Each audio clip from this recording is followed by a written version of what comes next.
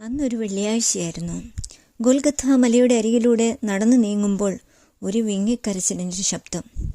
ആ ശബ്ദത്തിൻ്റെ ഉറവിടം തേടി നടന്നപ്പോഴാണ് വിണ്ടുകീറിയ ഒരു പാറയിൽ നിന്നാണ് അതെന്ന് മനസ്സിലായത്. ആ പാറയുടെ അരികത്തിരുന്ന് അതിനെ മെല്ലെ തലോടിക്കൊണ്ട് ചോദിച്ചു, എന്താണ് നിന്റെ സങ്കടത്തിൻ്റെ കാരണം? അത് പതുക്കെ മന്ത്രിക്കുന്നതായി തോന്നി. അന്നും ഒരു വെള്ളിയാഴ്ചയായിരുന്നു. ആരവാരവങ്ങൾ കേട്ടാണ് ഞാനത് ശ്രദ്ധിച്ചത്. ഒരു കൂട്ടം ആളുകൾ, ചിലരുടെ കയ്യിൽ ചാട്ടവാറുകൾ. ആ ചാട്ടവാറുകൾ വിശ്രമമില്ലാതെ പണിയെടുത്തുകൊണ്ടേയിരുന്നു. രക്തം പുരണ്ടിരുന്ന അതിൽ ചെറിയ മാംസകഷ്ണങ്ങൾ പറ്റിപ്പിടിച്ചിരിക്കുന്നത് കാണാം.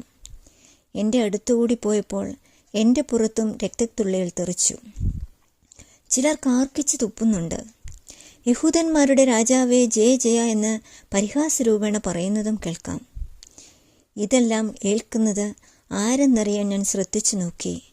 ഞാൻ ഞെട്ടിപ്പോയി. മിണ്ടാപ്രാണിയായ കുഞ്ഞാടിനെ പോലെ ഒരുവൻ. തലയിൽ മുൾക്കിരീടമുണ്ട്. മാംസം അവിടെവിടെയായി അടർന്നു മാറിയിരിക്കുന്ന ശരീരത്തിൽ രക്തം കോരിയൊഴിച്ചതുപോലെ. പിറകെ ഒരാൾ ഒരു വലിയ ക്രൂശ് ചുമന്നും കൊണ്ട് വരുന്നുണ്ട്. കുറേ സ്ത്രീകൾ നെഞ്ചത്തടിച്ച് കരയുന്നു.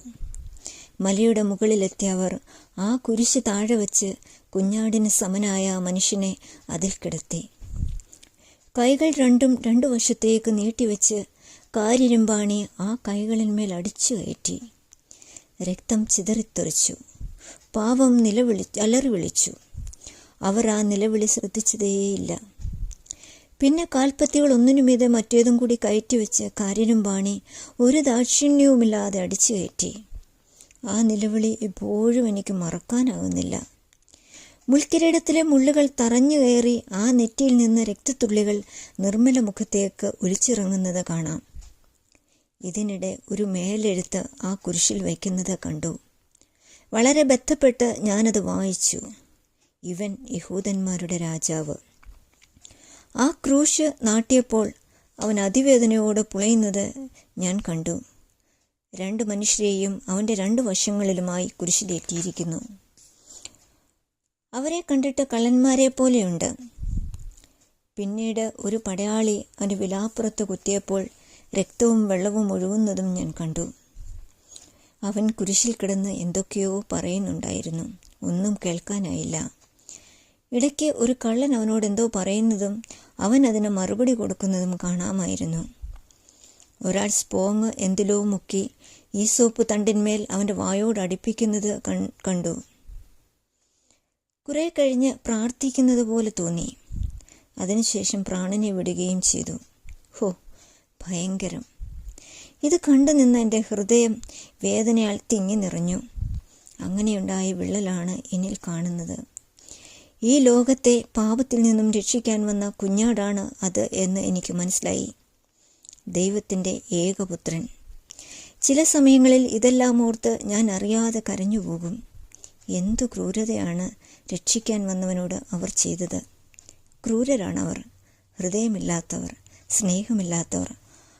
ആ പാറ അതിദുഃഖത്തോടെ അലറി കരയുന്നതായി അപ്പോൾ എനിക്ക് തോന്നി. വികാരവിക്ഷേപത്തോടെ ഞാൻ തിരിഞ്ഞു നടന്നു. ചങ്ക് കലങ്ങുന്നത് പോലെ ഞാൻ അറിയാതെ ആ വരികൾ എൻ്റെ നാവിന്മേൽ വന്നു.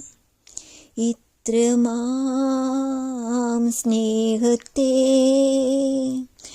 എത്ര നാൾ തള്ളി ഞാൻ, ഇത്രമാം സ്നേഹത്തെ എത്ര നാൾ തള്ളി ഞാൻ, ഈ മഹാപാപത്തെ ദൈവമേ ഓർക്കല്ലേ, ഈ മഹാപാപത്തെ ദൈവമേ ഓർക്കല്ലേ.